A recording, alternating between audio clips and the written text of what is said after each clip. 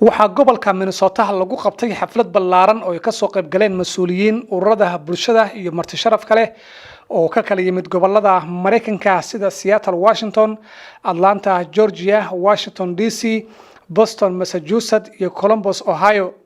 munaasabadani oo ahayd mid si weyn loo soo agaasimay laguna talagalay in lagu xuso kulankii toddobaad ee habeenka horumarinta dhalinyarada iyo haldoorka Soomaaliyeed kaasoo martisoorkiisa uu leeyahay aadan ugaas. xafladan oo ah mid ay bulshada ay sugto sanad kasta ayaa lagu bixiyay abaalmarino kala duwan. sidoo kale waxaa qayb weyn ka ahaa isku xirka dadka guulaha iyo horumarka ka gaaray guulihii ay ku taameeyeen iyo kuwa maanta hiigsanaya in ay ka dhabeeyaan kana guulgaaraan hamigooda iyo hankooda. sanadkan waxaa abaalmarino la siiyay Axmed Cali Cigaal oo ah fanaan caan ah oo ka tirsanaa hobolada Waabari, waxaana la siiyay abaalmarinta lagu magacaabo Grammy Legend Award taasoo hore loo siiyay fanaaniin dunida caan ka ahaa sida Michael Jackson iyo Smokey Robinson. waxaana abaalmarinta fanaanka caanka ah ee Axmed Cali Cigaal guddoonsiiyay Cabdullaahi Cabduqaadir Axmed oo ku magac dheer Soomaaliyo oo ka tirsan mas'uuliyiinta librariga weyn ee Library of Congress ee magaalada Washington DC. Cabdi Warsame oo la siiyay abaalmarinta Community Changer Award wuxuuna ku mutaystay maadaama uu yahay qofkii ugu horeeyay ee Soomaali ah ee dowladda hoose ee Minneapolis xilka qabta. sidoo kale wuxuu tusaale iyo dhiirigelin u noqday mas'uuliyiinta maanta gobolka Minnesota iyo Congress-ka xilal kala duwan ka haya oo asalkoodu yahay Soomaali. marka waxaan ka codsanayaa fadlan reer Minnesota haddaan nahay martisoorka iyo waxaan lagu yaqaanaa martigelinta dad badan oo gobolo kale iyo wadamo kale ka yimid ayaa jooga. waxaan rabaa hal mar inay igu sacabtuntaan ay soo dhaweysaan reer Minnesota fadlan. dad waxaa jira ku xisaabtama habeenkan oo sanad walba tigid u soo jarta hadday Canada joogaan ama hadday gobolo kale oo Mareykanka ka mid ay joogaan. wax kalena ma aha, waxay u yimaadaan waxay og yihiin sidaan sheegay dadka dhalinyarada la abaalmarinayo haldoorkeena abaalmarinta la siinayo.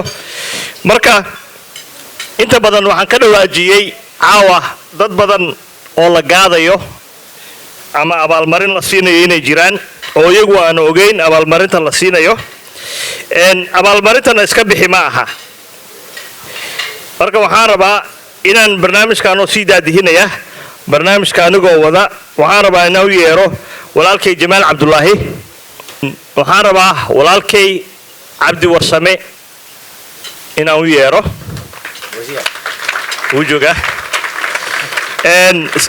sidaad ogtihiin gobolka Minnesota qofkii ugu horeeyay siyaasad u orda wardheere wuxuu u orday duqa magaalada kaligiis isagoo ah ayuu boor qaadan jiray magaalada downtown Minneapolis. waan xasuustaa hamigii wardheere uu lahaa waxaa ku xigay dad badan oo iyagu u tartameen kursi. Cabdi Warsame markaa wuxuu u tartamay xaafadda aniga aan deganahay ayuu wuxuu ka noqday City Council ama guddiga guddoonka magaalada Minneapolis. wuxuu noqday qofkii ugu horeeyay ee Soomaali ah ee kursi loo doorto. doorashadiisa igu sacabtuma doorashada Cabdi Warsame marka waxay dhalisay dhalinyaro badan inuu hami galo. gobolkan kaliya ma aha wadamada Yurub diaspora wadamo badan gobolo badan. gobolka Minnesota waxay noqotay siyaasiyiinta Soomaaliya inay u soo doontaan taageero xaqiiqda marka laga hadlo.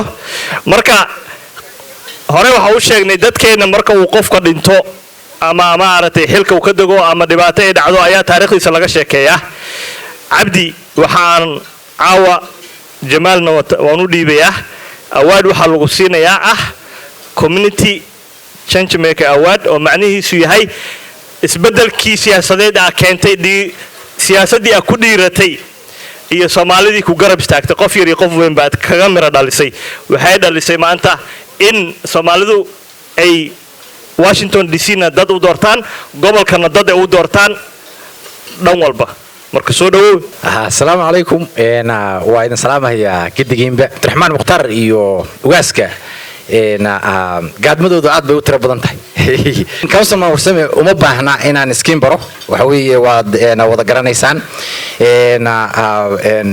tartankii iyo maaragtay ka qaybqaadashihii uu ka mid ahaa Minneapolis City Council oo arrimihii maaragtay doorashooyinkii ugu horreeyay ahaa kulligeen waxa weeye waad la wada socotaan hadda shaqada uu hayo bulshada iyo maaragtay hoggaanka habsoon uu maaragtay uu magaalada ka hayana waxa weeye waad la socotaan laakiin doorashadiisii iyo maaragtay shaqadiisii iyo midoo hadda uu bulshada u hayaba waxaad ogsoontihiin inay maaragtay bulshada Soomaalida iyo maaragtay kuwa Minneapolis degan iyo kuwa maaragtay gobolka oo badan gobolka oo dhanba inay maaragtay wax badan ay ka bedeshay ilaa ay keentay Congress inaan maaragtay matalaad ku yeelano kuwa badanna maaragtay inoo ay u tartamaan marka sidaas awgeed waxaan leeyahay waa very well deserved congratulations and thank you for everything diidan ma jiro gaar ahaan iska daa qof hadda recovering politician oo siyaasi ahaa jiray